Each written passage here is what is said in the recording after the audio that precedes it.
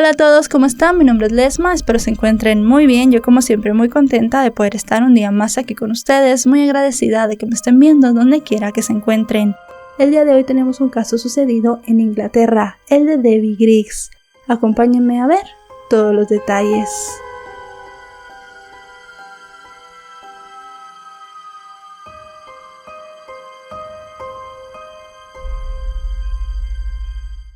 Deborah Elizabeth Cameron, a quien todos llamaban con el diminutivo de Debbie, nació el 10 de diciembre de 1964 en la ciudad de Deal, en el condado de Kent, en Reino Unido. Era la hija mayor de Brian y Patricia Cameron, quienes además tuvieron otra hija llamada Wendy. Brian y Patricia pertenecían a familias numerosas con raíces profundas en la ciudad costera de Deal, y gracias a esos vínculos, tanto Debbie como su hermana menor crecieron rodeadas del afecto de sus parientes. Debbie se formó como enfermera y posteriormente contrajo matrimonio con Andrew Griggs en 1990, pasando a llamarse Debbie Griggs a partir de ese momento. El hombre, siguiendo los pasos de su padre y su abuelo, eligió ser pescador y mantenerse fiel a la tradición familiar. Con esto abrió una pescadería en la zona, un negocio bastante común y con mucha competencia. Por su parte, ella trabajaba en el hospital de la ciudad y durante un tiempo también atendió a personas en hogares de ancianos y cuidó a niños con discapacidades. Pero eso cambió con el nacimiento de su primer hijo llamado Jeremy en 1992. En los siguientes 5 años, la pareja tuvo 2 hijos más, a quienes llamaron Jake y Luke. Debbie era una madre maravillosa, pues amaba a sus hijos y tenía mucha paciencia. Pero la familia no paraba de crecer, y en mayo de 1999 la mujer se enteró que tenía 4 meses de embarazo. Cualquiera que viera desde fuera el hogar de los Griggs podría pensar que todo iba de maravilla. El bebé que venía en camino parecía ser un indicador de una hermosa convivencia familiar, cuya ilusión era compartida por todos, especialmente por los niños, que sumarían un hermanito más como cómplice de juegos y travesuras. Sin embargo, la realidad era completamente diferente, pero todo ocurría a puertas cerradas y Debbie soportaba su tormento en silencio. Los problemas maritales se volvieron insoportables y parecían aumentar cada día. A los malos tratos y abusos por parte de Andrew se sumaron sus infidelidades. El hombre tenía una relación con una adolescente de solamente 15 años. Esto era grave desde todo punto de vista, no solamente por la infidelidad en sí misma, sino porque se trataba de un adulto seduciendo a una menor. Pensando en las consecuencias de todo esto, Debbie lo confrontó, pero él negó todo. Frente a sus hijos, la mujer mostraba un rostro sonriente, reflejando el cariño que sentía por ellos, pero al cerrar la puerta de su habitación rodaban las lágrimas al sentirse maltratada por el hombre que alguna vez le dijo que la amaba. El único desahogo que tenía Debbie era relatar su sufrimiento a través de un diario, donde plasmó las más terribles experiencias de su relación, sin saber que en un futuro esas mismas páginas hablarían por ella. En su diario escribió con detalle todos los abusos y tratos denigrantes que recibía por parte de su esposo, quien no la dejaba salir sola, la tildaba de loca y constantemente le decía que todo lo que tenía era de él, y que no tenía ningún derecho a los bienes de la comunidad conyugal. Si bien los Griggs no eran el matrimonio perfecto, los vecinos los veían como una típica familia con niños pequeños, que tenían buenos y malos días. Pero el 5 de mayo de 1999 todo cambió, cuando Debbie desapareció misteriosamente de su casa en Cross Road. Pese a lo difícil que debía ser no contar con la presencia de su esposa y lidiar con 3 niños que necesitaban a su madre, Andrew esperó 24 horas para llamar a las autoridades y denunciar su desaparición. Con voz calmada, le dijo al operador que atendió su denuncia que su mujer se había ido del hogar alterada y que se había llevado más o menos 250 libras, equivalentes a unos $320. Según su historia, Debbie se llevó su automóvil, un Peugeot color blanco, del cual dijo que no recordaba la matrícula. También le indicó al operador que Debbie estaba bajo tratamiento, pues sufría de depresión posparto ya que tenían 3 niños y estaba embarazada de un cuarto. La policía de Kent acudió a la residencia de los Griggs esa misma noche para tomar la declaración de Andrew. Una vez ahí percibieron la extraña calma con la que el sujeto relataba el hecho de que no sabía nada de su esposa. Los agentes le pidieron que presentara los documentos del vehículo para iniciar la búsqueda y transmitir todos los datos a los funcionarios y lograr que lo detuvieran si lo veían. También le solicitaron una fotografía reciente de su pareja para iniciar la búsqueda, pero él dijo que no tenía ninguna. Esto despertó aún más las sospechas de los investigadores acerca de que algo en realidad no andaba bien, pues resultaba sumamente extraño que el hombre no tuviera una foto de la mujer con la que había estado casado durante 10 años. Desde hacía un largo rato tenían la impresión de que la poca información que proporcionó y la manera en la que lo hizo parecía como si en realidad no quisiera que la buscaran. Andrew relató a la policía que la noche en la que Debbie desapareció, él llegó a casa alrededor de las 7 y se quedó dormido en la sala de estar mientras ella estaba en la cocina. Luego ella lo despertó gritando muy alterada. Al cabo de unos minutos salió por la puerta trasera bastante enojada y se fue. Dijo que tenía puesto un abrigo y que tomó su bolso antes de salir. Comentó que al día siguiente en la mañana él siguió su rutina normal. Fue a la pescadería de su familia para apagar una computadora y luego visitó el club náutico para revisar el combustible de los botes de rescate, cuyo mantenimiento era su responsabilidad.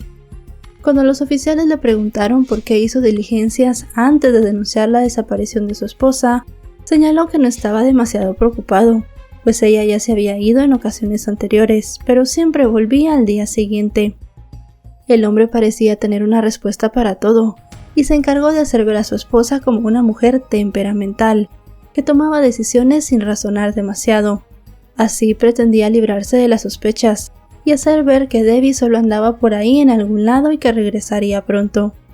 Pese a lo que Andrew decía, a los detectives les parecía extraño que la mujer decidiera irse y abandonar a sus 3 pequeños hijos de 6, 4 años y 18 meses respectivamente. Decididos a encontrar respuestas a sus interrogantes, emitieron varios boletines para obtener información sobre su paradero e iniciaron una gran búsqueda. Unos días después, el 12 de mayo, fue que lograron ubicar el automóvil de Debbie abandonado a más o menos 1,5 kilómetros de su casa. Dentro del maletero del vehículo hallaron rastros de sangre de la mujer, pero no había señales de ella. Para la policía, esto era una mala señal. Otro mal presagio era el hecho de que sus cuentas bancarias permanecieron inactivas y tampoco hubo interacciones con el servicio de salud o la seguridad social. Conforme avanzaba el tiempo y tomando en cuenta esos indicios, la esperanza de volver a verla con vida se iba desvaneciendo paulatinamente, y mientras los investigadores pensaban que el desenlace no sería bueno, en la casa de los Griggs los pequeños hijos de Debbie preguntaban dónde estaba su madre. Necesitaban su cariño y cuidados y no comprendían las razones por las cuales ella no estaba. La policía no tardó mucho en convertir al marido en el principal sospechoso, y el caso pronto pasó de ser una investigación de persona desaparecida a una investigación de homicidio. Con esto, Andrew fue arrestado por primera vez 20 días después de la desaparición de su esposa, bajo sospecha de asesinato. Aunque faltaban pruebas que acabaran con cualquier duda razonable y permitieran condenarlo, lo que sí quedó muy claro es que él tenía un motivo para querer a Debbie fuera de su vida. Los investigadores descubrieron que la mujer se había enterado que su esposo estaba involucrado en una relación con una menor, y no parecía estar dispuesta a encubrirlo. Sin embargo, el hombre negó haber tenido una relación con esa joven, alegando que solo era una amiga. La chica fue citada a declarar y negó cualquier vínculo amoroso con Andrew. Otro elemento importante hallado durante la investigación fue que semanas antes de la supuesta desaparición de su esposa, en un momento de rabia el sujeto había buscado la asesoría de un abogado, que le dijo que ella tenía derecho a la mitad de su negocio si se divorciaban. Para alimentar más las sospechas, 3 días antes de que Debbie desapareciera, el hombre abrió una nueva cuenta bancaria del negocio solo a su nombre. Para justificar esto, Andrew señaló que lo hizo porque ella se había llevado los talones de cheques de la empresa. Helen Cheeseman, quien era la mejor amiga de Debbie desde los 12 años y fue la dama de honor en su boda, dijo a la policía que era imposible que su amigo hubiese abandonado a sus hijos. Además señaló que recientemente ella le había comentado a Debbie que pasaba por un terrible momento, ya que a su hijo de nombre Barry le habían diagnosticado cáncer por segunda vez. Sabiendo cómo era Debbie de bondadosa y amorosa, jamás se habría ido cuando Helen la necesitaba tanto. Los investigadores del caso y todos los que deseaban que se aclarara lo que había pasado con Debbie sufrieron un duro revés cuando la fiscalía dictaminó que no había pruebas suficientes para respaldar un juicio en contra de Andrew, por lo cual el hombre fue liberado. El caso permaneció abierto con revisiones periódicas de las pruebas y se llevaron a cabo más pesquisas, pero todo llevaba a un callejón sin salida. De la investigación policíaca solo se pudo señalar como evidencia el automóvil de la mujer, que se encontró abandonado, pero desafortunadamente no brindaba más información. Andrew siguió siendo el principal sospechoso, pero no se le vio demasiado preocupado. De hecho, 2 años después, el hombre inició un romance con una mujer que curiosamente también se llamaba Debbie. La frustración de los investigadores era evidente, pero al no existir un cuerpo ni pruebas certeras de su culpabilidad, nada se pudo hacer. Las pistas de lo ocurrido a la joven madre eran limitadas, por lo que el caso se enfrió, al grado de que quedó en el olvido. Andrew y su nueva pareja se mudaron en julio de 2001 a una propiedad en Dorset, donde junto a los 3 hijos del hombre formaron una familia. Para los niños, su padre era lo único que les quedaba, de manera que la llegada de una nueva mujer al hogar quizás significó una caricia a la herida que dejó la ausencia de su madre. Juntos intentaron dejar el doloroso pasado atrás, guardando en su corazón el recuerdo de la mujer que se esfumó de un instante a otro. Pese a no tener respuestas y sobre todo no comprender la situación, los pequeños se adaptaron muy bien a su nueva vida. Por su parte, Andrew emprendió un nuevo negocio de maquetas de barco, ya que al ser marinero experimentado conocía perfectamente bien el tema. A pesar de que el hombre seguía siendo señalado por el crimen de su primera esposa, durante los siguientes 20 años disfrutó de una impunidad absoluta. Resultaba obvio que Debbie estaba muerta porque no había rastros de ella en ningún sistema de gobierno durante todo ese tiempo. Como el hombre intentó hacerla ver como alguien mentalmente inestable, se pensaba que podía haber atentado contra su propia vida. Las autoridades también investigaron esta pista, aunque les parecía descabellada, pero no hallaron nada, a pesar de las búsquedas internacionales exhaustivas y las pruebas de ADN a cadáveres femeninos no identificados. A través de las redes sociales, Andrew y su nueva esposa publicaban fotografías en las que lucían felices y muy enamorados, e incluso remodelaron la casa, donde construyeron una estancia acogedora y agradable para relajarse. Sin embargo, esa tranquilidad de la que habían disfrutado a lo largo de los años se vio interrumpida por los hechos del pasado, que tocarían a la puerta de la familia con la palabra justicia. El fantasma de la mujer desaparecida estaba de vuelta, solamente que en este momento Andrew, de 57 años, no tendría la misma suerte que tuvo años atrás.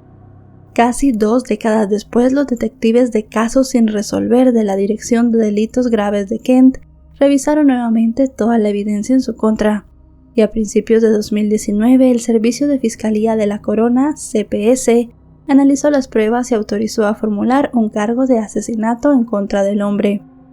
Los fiscales dijeron que si bien no había nuevas pruebas, el paso del tiempo ayudó a refutar la idea de que Debbie estaba viva o se había quitado la vida. El nombre de Andrew acaparó nuevamente la atención de las autoridades, que estaban dispuestas a todo con tal de hacer justicia para aquella mujer que supuestamente se había esfumado, y para sus hijos que se vieron privados del amor de su madre a tan temprana edad.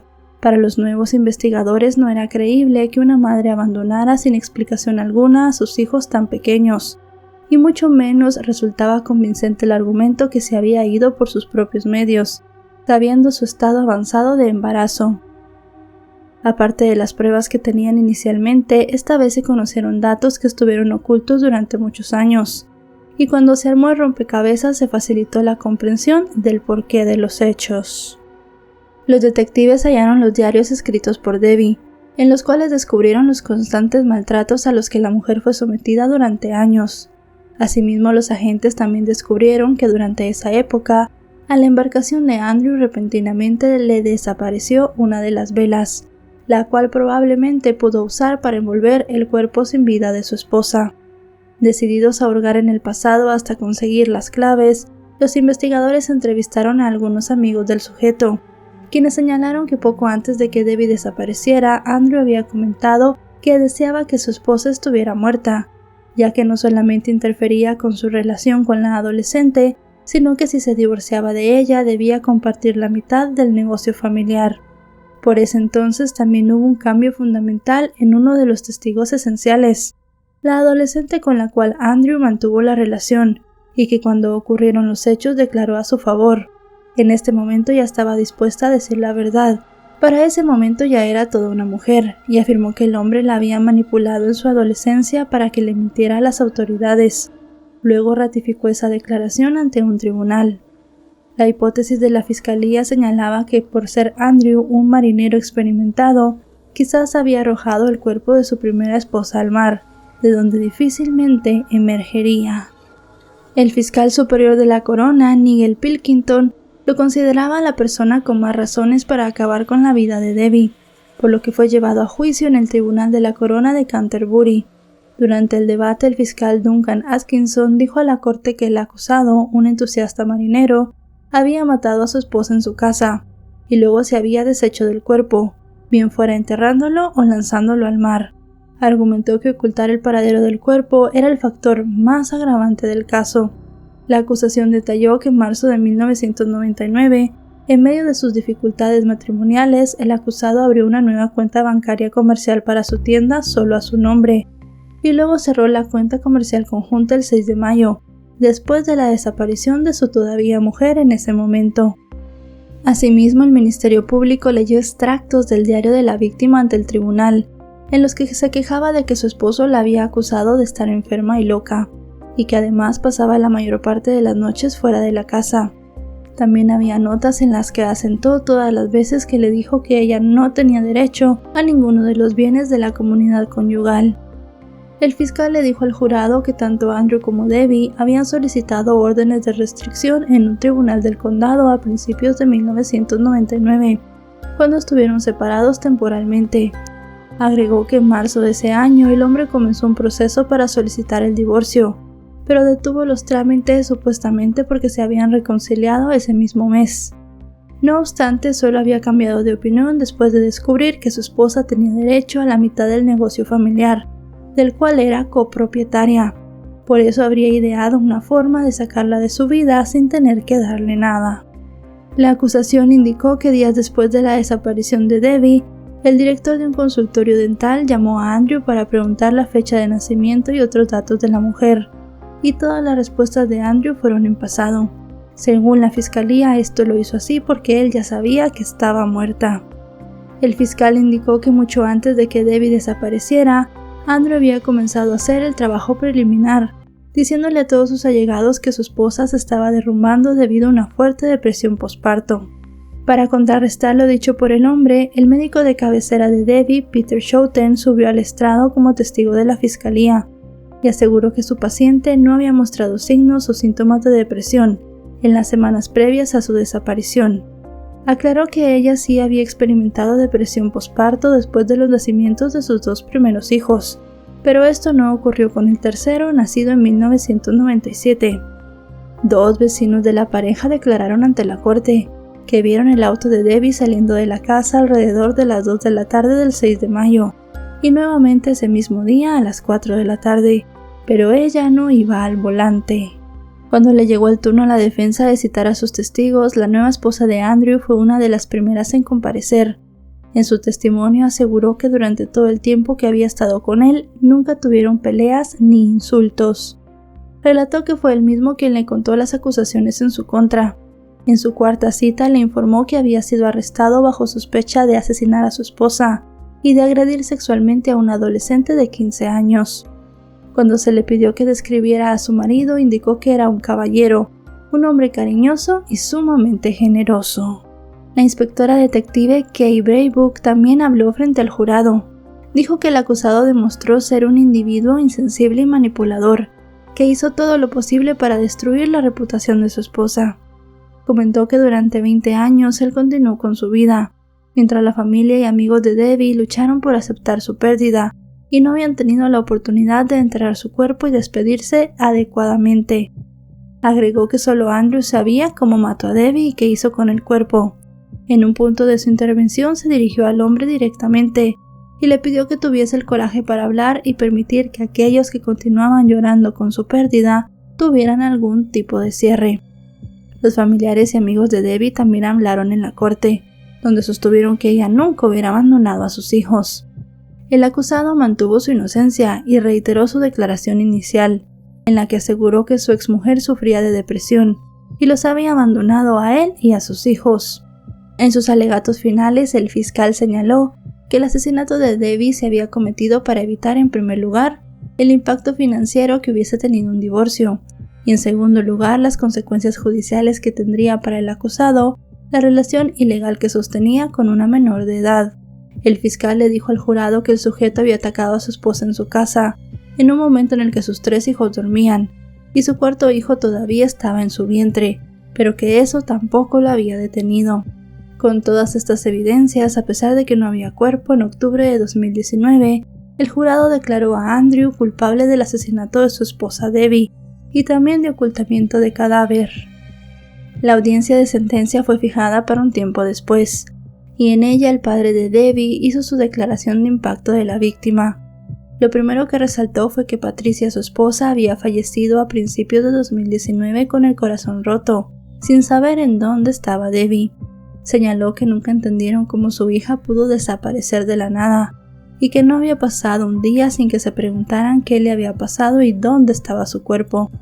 Recordó que organizaron un memorial para Debbie, pues con el paso de los años pensaron que estaba muerta, y eso jamás lo pudo superar Patricia, que nunca volvió a ser la misma desde la desaparición de la chica. Tras escuchar la declaración de impacto, finalmente el juez Robin Spencer sentenció a Andrew Giggs a cadena perpetua con un mínimo de 20 años de prisión para poder optar a la libertad condicional. En los comentarios con los que acompañó su sentencia, el magistrado dijo que solo él sabía cómo la mató y dónde se había deshecho del cuerpo, y que además no había querido darle un cierre a la familia. Resaltó que el acusado había dicho mentira tras mentira en el estrado, tal como le había mentido también a su familia, amigos y a la policía durante 20 años. El juez continuó diciéndole que no tenía dudas que él se había preparado para mentir, y que también había preparado a la joven de 15 años para que no dijera la verdad. Confirmó que ellos habían tenido una relación desde el verano de 1998 hasta la primavera de 1999, y que el hombre se había aprovechado de su vulnerabilidad emocional. Le recriminó por no mostrar remordimiento alguno y tampoco responsabilidad, pues lo correcto habría sido una declaración de culpabilidad y la revelación de dónde ocultó el cuerpo. En ese sentido resaltó que al asesinar a su esposa, que estaba embarazada, también había matado a su hijo que estaba por nacer. Tras escuchar la condena, la mejor amiga de la víctima dijo a los medios que estaba superada por la emoción y agregó que habían tardado mucho en obtener justicia, pero que finalmente se había dado la verdad. Lamentó que la madre de Debbie no pudo ver cómo se hizo justicia por la muerte de su hija. Sin nada que aferrarse excepto a lo único que conocían, que era la versión de su padre, en 2020 los 3 hijos del matrimonio Griggs lanzaron una página en las redes sociales llamada Buscando a Mamá, en la cual pedían información para localizar a Debbie, ya que creían en la inocencia de su padre y que su madre todavía estaba viva. Andrew nunca admitió su culpabilidad y apeló su condena en julio de 2022. En ese momento se hizo una audiencia en el Tribunal de Apelaciones, donde su representante legal argumentó que el juez de la causa no debió permitir que presentaran pruebas durante el juicio relacionadas con la actividad sexual de Andrew con la adolescente de 15 años, porque esto creó una mala imagen de su cliente, y el magistrado no advirtió eso al jurado. Dijo también que el caso presentado por la fiscalía se basó en pruebas circunstanciales. A pesar de los alegatos, los jueces desestimaron la apelación, diciendo que las instrucciones del juez sobre las cuestiones perjudiciales habían sido apropiadas y suficientes. Por consiguiente, Andrew debía seguir cumpliendo su condena inicial. Pero el caso no llegó a su fin en ese momento. Aunque los familiares tenían una sensación de justicia, el camino por recorrer para recuperar los restos de Debbie resultaba cuesta arriba, pues Andrew jamás confesó el crimen ni dónde estaba el cuerpo de la víctima. El hombre parecía decidido a llevarse el secreto a la tumba. Sin embargo, el 5 de octubre de 2022, la policía recibió una llamada anónima de una persona que les indicó dónde estaban los restos de Debbie. Según el informante, se encontraban en el jardín de la casa de Andrew, donde el hombre se había mudado en 2001 con su nueva esposa y sus 3 hijos. Las autoridades acudieron al lugar y luego de realizar las excavaciones correspondientes descubrieron restos humanos, incluidos fragmentos de dientes. Posteriormente, gracias al análisis de varios odontólogos especialistas, se confirmó que los restos pertenecían a Debbie. Las autoridades anunciaron en una rueda de prensa que realizarían más pruebas para establecer la causa de la muerte y cómo habían llegado los restos a la propiedad. A pesar de que la noticia removió todos los recuerdos y generó tristeza y dolor entre la familia, por fin tenían un cuerpo al cual despedir en una ceremonia que estuvo llena de cariño y respeto, tal como la joven madre se lo merecía. El funeral de Debbie se realizó el 25 de noviembre de ese año. Su hermana Wendy viajó desde Nueva Zelanda, donde vivía, para acudir a la ceremonia, la cual se realizó en el crematorio de Barham en Kent. Posteriormente se llevó a cabo un velatorio en un club, donde los presentes arrojaron flores al mar para despedirla. Mientras Andrew cumplía su condena en la cárcel de Kent, la familia de Debbie pudo cerrar un capítulo de su vida y con suerte pasar página y seguir adelante. Sin embargo, aún los investigadores ingleses tienen muchos misterios por resolver, entre ellos cómo ocurrió el crimen y cómo fue llevado el cuerpo de Debbie a la nueva casa de Andrew, en la cual cuando eran niños sus hijos corrieron en el pasto y ya de adultos celebraron decenas de fiestas, sin saber que en el terreno bajo sus pies se encontraba el cadáver de su madre. Y bueno, chicos y chicas, hasta aquí el video de hoy. Un caso muy triste, muy impactante, una joven madre que perdió la vida a manos de su esposo cuando estaba esperando su 4º hijo. Un caso que, si bien está cerrado, ahora vamos a decirlo así, que se ha encontrado el cuerpo de Debbie, que ya hay un culpable en la cárcel, tiene todavía muchas preguntas en el aire, y puede ser que jamás podamos saber las respuestas a estas preguntas. ¿Cómo mató Andrew a Debbie? Y creo que la que más genera inquietud en este momento es cómo el hombre movió el cuerpo de Debbie al lugar donde comenzó a vivir de nuevo con su nueva familia. ¿En dónde estuvo el cuerpo de Debbie todo el tiempo en el cual la estuvieron buscando? ¿O ya Andrew la había enterrado aquí y por eso compró esa casa? Realmente hay muchas interrogantes. Al fin y al cabo, como les dije, hay un hombre en la cárcel y la familia de Debbie tiene un lugar donde ir a llorarle. Pudieron cerrar el ciclo encontrando los restos de la mujer y podemos decir que al final para ellos se hizo justicia. Si este video les ha parecido informativo, recuerden dejarle un me gusta, recuerden suscribirse si no lo están. Actualizo 3 o 4 veces por semana y si están suscritos les llegará una notificación cada vez que yo suba un video. También subo contenido de este mismo tipo a otras plataformas, son casos nuevos, diferentes, con formatos diferentes a los que ven aquí. Me pueden seguir por allí si les gusta mi contenido, aparezco en Facebook, Twitter, Instagram y TikTok como LesmaVR. Ahora sí, nos vemos hasta otro caso. Adiós.